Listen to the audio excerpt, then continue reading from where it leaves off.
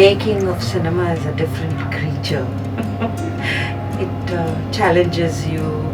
It everyone is in their own little silo till they come onto the scene where everyone is in a state trying to make the magic happen. So you'll end up at this beautiful temple. There's an elephant around, lots of flowers. You know there's a wedding scene coming up, and you peep inside and you see the deity, and it's a Shiva. It's a Shivalinga. The shooting going on, you don't know when you're going to be called, and suddenly I look to my right and I find this Nataraja. Nataraja is the god of performing arts. I was just so taken in by this idol.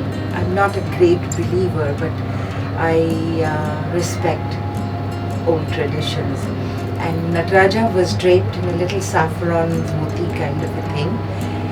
And they went on to do the Abhishek, which is, they give him almost like a ritual bath in ash, and then haldi, that's turmeric, and then milk and curds.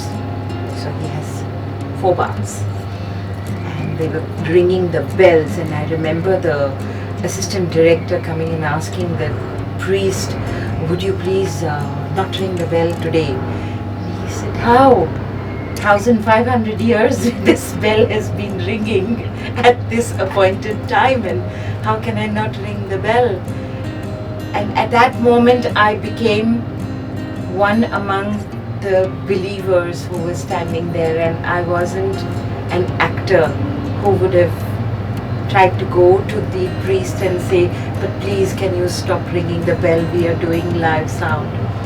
So as an actor, for me that was an extremely blessed moment to have accidentally walked into this prayer and this ritual, which otherwise I wouldn't have got to see. And to be part of this larger universe that is India, and that is the old heritage and the old culture. Playing Ramanujan's mother, having this extremely gifted son who knew the answers and did not know the way to the answers, who seemed to have this internal voice, or the goddess or the deity dictating these magical numbers to him. And the scene that we were playing, or I got to play in the temple, was where the mother comes running to him and he is frenetically writing his calculations on the floor of the temple, oblivious of the fact that he's supposed to be getting married that day. And the mother comes and says, Ramanujan, you will be late for your own wedding. Do you even hear me? So for me it was really this magical moment where Dev was writing on the floor, and there were these lamps, and there was the deity over there whom I could not see, but I had seen her before. And this mother, there was this mathematical equation between the mother and the son. She does not step further because the maths is his. So it was this extremely magical moment for me. I did not share it with anyone till now, since you asked. Yeah.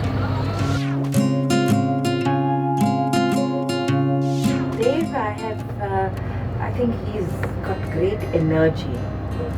He's around all the while, so I think it must have been quite a thing for the director to calm him down. And though Ramanujan is this eccentric person, and frankly I haven't got to see the rushes, so I don't know. I only know the co-actor who's on the sets and an extremely affable person who loves to care for people and things like that. But one has watched him in Slumdog Millionaire. He has grown since then, actually grown. And Devika, I have met her only on the sets. But it's so reassuring to see an Indian child who's born and brought up out there in America, and fortunately our parents have kept the seed in it. The Indian seed germinated without confusing the child. So it was very reassuring to meet an Indian girl who's 23 and has learned dance, has learned music, can sing beautiful jazz, can also appreciate Indian things, all things Indian. And I felt there is hope. There is hope in the world where we can have so much of cross-pollination, so much of osmosis happening between cultures, and without taking away from one. So here is this nice representative of a global actor who knows the West well, who knows Indian traditions. So when we had a scene of touching the feet, Devika knew how to touch feet, whereas Dev did not. Dev does not have that kind of grounding seeped in Indian culture through the performing arts, which Devika has. And there's a freshness to her thing, which is kind of not planned. She gives herself to the moment, and she's not in a hurry to deliver her lines, which is great. I felt that is an extremely important thing for film acting, where she's also trained in theatre. So she has been able to kind of leave that theatrical. She's not theatrical. I think that's what I would like to really. I appreciate that part of it. Being a theatre person myself, I tend to gesticulate. I tend to also maybe have larger expressions on my face. And Devika brings a certain, in Hindi we call it ठहराव. She brings a certain composure to her performance, which she doesn't fritter it away in making Janaki look like this frightened doe. I'm looking forward to seeing Devika flower as an actor with more good roles coming her way now.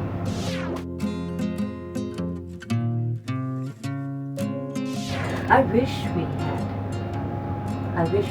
But by the time the unit has come to India, the whole saga of Cambridge and Oxford has already been shot. And Dev was the only person who knows what he has done there, and he has come to India. So I did ask the director if we could spend time together and figure out how we could have some kind of commonalities. And it's difficult because that's the creature of cinema. But then finally it's all gold, so whether you make an earring out of it or a bangle out of it, it is an Indian, and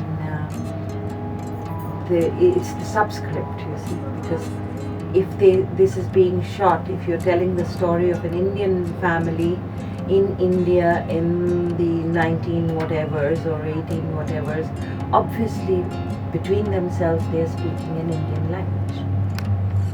And so it is only for the convenience of communicating to the world that we are mouthing dialogues in English. And so it really doesn't matter, so long as we convey the emotion.